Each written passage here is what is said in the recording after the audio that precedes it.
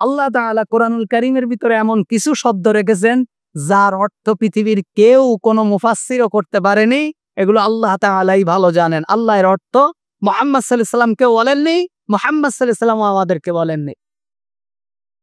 ওয়াল কিতাবিল মুবিন, কসম সুস্পষ্ট কিতাবের।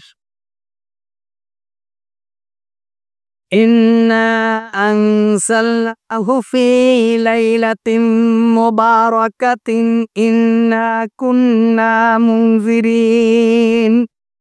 আমি এ বরকতময় কিতাব অবশ্যই আমি তা এক বরকতময় রাতে নাযিল করেছি। নিশ্চয় আমি ছিলাম সতর্ককারী। আল্লাহ তাআলা বলছেন যে এই কিতাব আমি একটা বরকতময় রাতে নাযিল করেছি।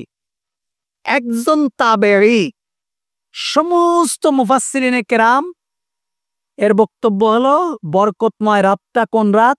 লাইলাতুল কদরের রাত। আল্লাহ তাআলা বলছেন ইন্না আনসালনাহু ফি লাইলাতিল কদর, এই রাতে আমি কদরের রাতে কোরআন নাযিল করেছি। কিন্তু একজন তাবেঈ সে ব্যাখ্যা করেছে এই লাইলাতি মুবারাকাত মানে হলো আমরা যেটাকে শবে বরাতের রাত বলি, কিন্তু এটা সঠিক না কোরআনের অন্য আয়াত দ্বারা। বরকতময় রাত, এই বরকতময় রাত থেকে শবে বরাত বানাইছে আর কি আমাদের বাংলাদেশ, পাকিস্তান, ইন্ডিয়ার মানে মানুষেরা। এই বরকতময় রাত বলতে শবে কদরের রাত, কারণ আল্লাহ তাআলা বলছেন যে আমি কোরআন নাযিল করেছি রমজান মাসে। তা সুতরাং শবে বরাত তো রমজান মাসে হয়নি। আবার আল্লাহ বলছেন ইন্না আনসালনাহু ফি লাইলাতিল কদর, আমি এই কোরআন নাযিল করেছি কদরের রাতে। তা সুতরাং এখানে আল্লাহ বলছেন আমি একটা বরকতময় রাতে কোরআন নাযিল করেছি। তাহলে এই বরকতময় রাত কোন রাত? লাইলাতুল কদরের রাত। আল্লাহ তাআলা বলছেন যে আমি অবশ্যই নাযিল করেছি এটা একটা বরকতময় রাতে। এই কিতাব আল্লাহ তাআলা বলছেন যে এই কিতাব হলো সুস্পষ্ট কিতাব, এটা আল্লাহর পক্ষ থেকে এসেছে। এটা মুহাম্মদ সাল্লাল্লাহু আলাইহি ওয়াসাল্লামের কোনো রচিত কিতাব নয়। কাফেরদের দাবি ছিল মুহাম্মদ সাল্লাল্লাহু আলাইহি ওয়াসাল্লাম কোনো জায়গা থেকে শুনে এসে এটা আমাদের কাছে বলে এটা আল্লাহ বলেছে। কিন্তু কারণ কাফেররা তো আল্লাহকে বিশ্বাস করত। কাফেররা কি আল্লাহকে বিশ্বাস করত। তারা মক্কার কাফেররা সবাই আল্লাহকে কি নামে ডাকত? আল্লাহ নামেই ডাকত। আল্লাহকে আল্লাহ বলতেন। এই আকাশ থেকে পানি দেয় কে? তাদেরকে জিজ্ঞেস করলে তারা বলতো আল্লাহ। আমাদের সন্তান দেয় কে? তারা বলতো আল্লাহ। আমাদের রিজিক কে দেয়? আল্লাহ। এ আকাশ এবং জমিন কে বানিয়েছে? কাফেররা বলতো আল্লাহ। আল্লাহ তাআলা কোরআনে বহু জায়গায় বলেছেন। কিন্তু তারা মুহাম্মদ সাল্লাল্লাহু আলাইহি ওয়াসাল্লামকে নবী হিসাবে মানত না এবং এই কোরআনকে আল্লাহর কিতাব হিসাবে মানত না। এই কারণে তারা কাফের। আল্লাহ তাআলা বলছেন ফিহা ইউফরাকু কুল্লু আমরিন হাকিম, প্রত্যেকটি বিজ্ঞতাপূর্ণ বিষয় সেই রাতে সিদ্ধান্ত গ্রহণ করা হয়। অর্থাৎ কি এই রাত মানে কোন রাত? শবে কদরের রাত। আমরা বলি শবে বরাতের রাতে মানুষের ভাগ্য লেখা হয়। 1 বছর মানুষ কি খাবে শবে বরাতের রাতে লেখা হয়। 1 বছর মানুষ কিভাবে চলবে শবে বরাতের রাতে লেখা হয়। আল্লাহ তাআলা বলছেন ফিহা ইউফরাকু কুল্লু আমরিন হাকিম, প্রত্যেকটা বিষয় লিপিবদ্ধ করা হয় এ রাতে। তার মানে হলো যে সেই রাতে আল্লাহ তাআলা গোটা মানব জাতির ভাগ্যের ফয়সালা করে থাকেন, ফেরেশতাদের কাছে দিয়ে দেন, তারা সেই ফয়সালা অনুসারে কাজ করতে থাকে। আর সেই রাতটি হলো রমজানের সেই রাত যাকে লাইলাতুল কদর বলা হয়। তাহলে কোরআন নাযিল হয়েছে কবে? শবে বরাতে না শবে কদরে? শবে কদরে। কারণ প্রত্যেকটা আসমানি কিতাব রমজানে নাযিল হয়েছে। প্রত্যেকটা আসমানি কিতাব। কাতাদা রাদিয়াল্লাহু তাআলা আনহু থেকে বর্ণিত, নবী করিম সাল্লাল্লাহু আলাইহি ওয়াসাল্লাম বলেছেন ইব্রাহিম আলাইহিস সালাতু ওয়াস সালামের সহিফা রমজানের প্রথম রাতে নাযিল হয়েছে, প্রথম রমজানে। তাওরাত 6 রমজানে নাযিল হয়েছে। জাবুর 12 রমজানে নাযিল হয়েছে। ইনজিল 18 রমজানে নাযিল হয়েছে এবং কোরআন মাজিদ 24 তারিখ দিবাগত রাত 25 তারিখ নাজিল পেয়েছে। তা বললেন যে আপনি বলবেন যে কদরের রাতে নাজিল হয়েছে। কদরের রাত যে এটা একজন সাহাবীর বক্তব্য।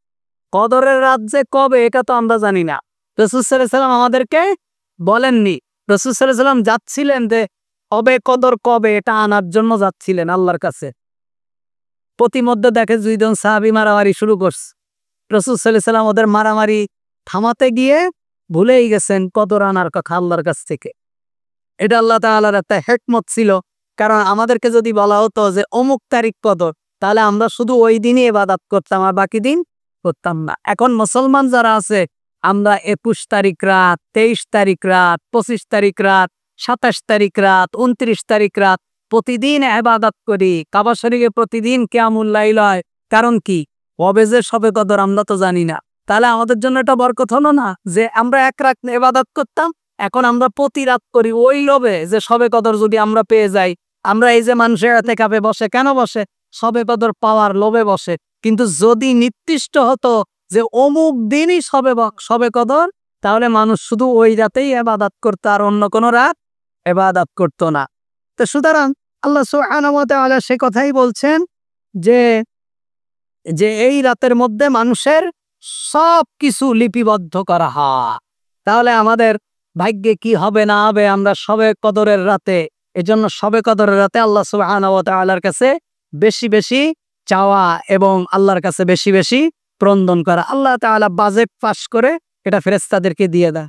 এবার ফেরেশতারা আমার কি কি লাগবে প্রতিদিন দেয়। আল্লাহ তো আমাদের প্রতিদিন দেবেন, আল্লাহ বাজেট পাস করে আল্লাহ এটা ফেরেশতাদের দায়িত্বে দিয়ে দেন যে এই কাঠগড়ার মানুষের এতগুলো মানুষ আছে, এতগুলো ফেরেশতার দায়িত্ব দিয়ে দিলাম।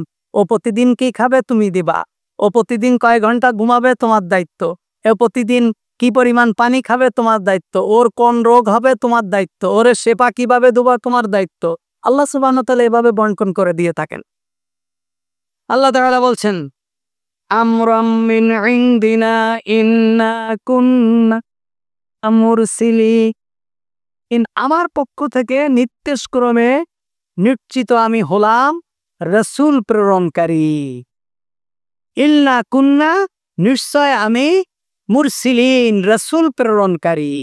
আল্লাহ তাআলা বলছে রাহমাতুম মির রাব্বিকা ইন্নাহু হুয়াস সামিউল আলিম, আপনার প্রতিপালকের পক্ষ থেকে রহমত স্বরূপ নিশ্চয় তিনি সর্বশ্রোতা এবং সর্বজ্ঞ। আল্লাহ সুবহানাহু ওয়া তাআলার রহমতের দাবি হলো, রহমতের দাবি কি? রহমতের দাবি হলো আল্লাহ তাআলার আমাদের উপর রহমত, আমাদের উপর দয়া। কি তার মানে আমরা কি খাবো সেইটা। রহমতের দাবি হলো আল্লাহ তাআলা মানুষ বানিয়েছেন, এই মানুষটা পৃথিবীতে যতদিন থাকবে কিভাবে খাবে, কিভাবে ঘুমাবে, কোন সমাজে বসবাস করবে, কোন আইন নিয়ে চলবে, কিভাবে নেতা নির্বাচিত করবে, টোটাল বন্দোবস্তের সিস্টেমটাকে আল্লাহ তাআলা পরিচালনা করার জন্যই কোরআন দিয়েছেন। মানুষের শুধু খাইতে দেবে এটা রহমত না, এই মানুষ কোন সমাজে বাস করবে, সেই সমাজের ভিতরে উচ্ছৃঙ্খলা হবে কিনা, চুরি ডাকাতি থাকবে কিনা, সেই সমাজের ভিতরে খুন রাহাজানি থাকবে কিনা, মেয়েরা নিরাপদে থাকবে কিনা, মানুষের ব্যবসা বাণিজ্য ভালোভাবে করতে পারবে কিনা, টোটাল সিস্টেমটা ডেভেলপ করার জন্য আল্লাহ তাআলা কিতাব দিয়েছে। কিতাব আল্লাহ তাআলার রহমত মানে এটা না রাহমাতুম মির রাব্বিক, তোমার রবের পক্ষ থেকে রহমত, তার মানে দয়া শুধু এতটুকু না আমি দুনিয়া আসছি আমারে শুধু খাইতে দেবে এইটুক দয়া। তাহলে আমি যে সমাজে বসবাস করব, এই সমাজটা কিভাবে হবে, আমি যে পরিবারে থাকবো আমার স্ত্রী কিভাবে আমি নির্বাচিত করব, কোন ধরনের মেয়ে বিবাহ করব, কোন ধরনের পরিবার চালালে আমার পরিবারের শান্তি আসবে, আমার সন্তানাদি কোনভাবে চললে, কোনভাবে আমার সন্তানাদিকে চালালে সে সন্তানাদি আমি অসহায় বৃদ্ধ হয়ে গেলে আমাকে খেতে দেবে, আমি পথ চলতে না পারলে আমাকে পথ চালাবে, আমি ব্যবসা করলে কিভাবে আমি নিরাপদে ব্যবসা করব, চুরি থাকবে না, ডাকানি থাকবে না, কিংবা কোনভাবে আমার এই অর্থনীতিটা পরিচালনা করলে আমি দুনিয়া এবং আখিরাতে কল্যাণ লাভ করব। টোটাল সিস্টেমটাকে, পৃথিবীর সিস্টেমটাকে ডেভেলপ করার জন্যই আল্লাহ সুবহানাহু ওয়া তাআলা এই কিতাব নবী করিম সাল্লাল্লাহু আলাইহি ওয়াসাল্লামের উপর অবতীর্ণ করেছেন। রব্বিস সামাওয়াতি ওয়াল আরদি ওয়া মা বাইনাহুমা ইন কুনতুম মুকিনিন। তিনি প্রতিপালক আসমান ও জমিন এবং সেসব কিছুর যা আছে দুভাইয়ের মধ্যে, যদি তোমরা নিশ্চিত বিশ্বাসী হয়ে থাকো। আল্লাহ সুবহানাহু ওয়া তাআলা বলছেন যে এই আকাশ এবং জমিনে যা কিছু আছে এর মধ্যখানে সব কিছু পরিচালক আমি, সব কিছুর স্রষ্টা আমি, যদি তোমরা স্বীকার করো। সুতরাং এই কোরআনও আমি দিয়েছি। এই পৃথিবীর আকাশ এবং জমিনের মধ্যে সবকিছু সৃষ্টি যেহেতু আমি করেছি, এই গোটা সৃষ্টিটা সুন্দরভাবে কিভাবে পরিচালিত হবে সেই সুন্দরভাবে পরিচালনা করার জন্যই তো আমি এই কিতাব দিয়েছি। সুতরাং তোমরা কেন কিতাব মানবা না? তোমরা সব আল্লাহকে, এই তো আল্লাহকে তোমরা স্রষ্টা হিসাবে মানো, আল্লাহকে তোমরা রিজিক দাতা হিসাবে মানো, তোমাকে সৃষ্টি করেছি আমি সেই হিসাবে মানো, অথচ এই কিতাব যে আমি দিয়েছি এটা তোমরা বিশ্বাস করো না। তা কিভাবে হয়? কারণ তোমাদেরকে যেহেতু আমি বানিয়েছি, তাহলে তোমরা কিভাবে চলবে তার গাইডলাইন তো আমি আল্লাহ দেব। তাই গাইডলাইনটাই হলো কোরআন। এ কারণে আল্লাহ তাআলা বলছেন যে সুতরাং তোমরা কোরআনকে কিভাবে অবিশ্বাস করো? কারণ এই আকাশ এবং জমিনের সব কিছু এবং এই দুইয়ের মধ্যখানে যা কিছু আছে সব কিছু আমি সৃষ্টি করেছি, যদি ইন কুনতুম মুকিনিন, যদি তোমরা নিশ্চিত বিশ্বাসী হয়ে থাকো, যদি তোমরা আল্লাহ সুবহানাহু ওয়া তাআলার প্রতি নিশ্চিত বিশ্বাসী হও, তাহলে তোমরা জেনে রাখো যে এই সব কিছুর একচ্ছত্র ক্ষমতার মালিক আমি আল্লাহ সুবহানাহু ওয়া তাআলা। সুতরাং ভাইরা আমার, আগামী সপ্তাহে ইনশাআল্লাহুল আজিজ এরপর থেকে তাফসীর করব আল্লাহ সুবহানাহু ওয়া তাআলা যদি চান। আল্লাহ তাআলা যদি আমাদের কপালে, যাদের কপালে হেদায়েত আছে, কিয়ামতের আগে মানুষ মুসলমান থাকবে এক গাদা।